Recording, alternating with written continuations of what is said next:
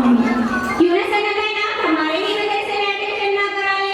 हमारा मदरसा बहुत तरक्की पर है और उसमें आलिमों का भी कोर्स होता है और हमारे उस्ताद जो है ना वो हम पर बहुत मेहनत करते हैं और आपको किसी भी चीज की परेशानी नहीं होने देंगे। अच्छा सानिया बहन, आपके मदरसे का क्या नाम है? जामिया फिलाइदारी। हाँ देख तो रहा था वो कितनी। ठीक है सानिया बहन, अब मैं चलना चाहती हूँ, मुझे इजाजत दीजिए। ठीक है बहन, आपको इजाजत।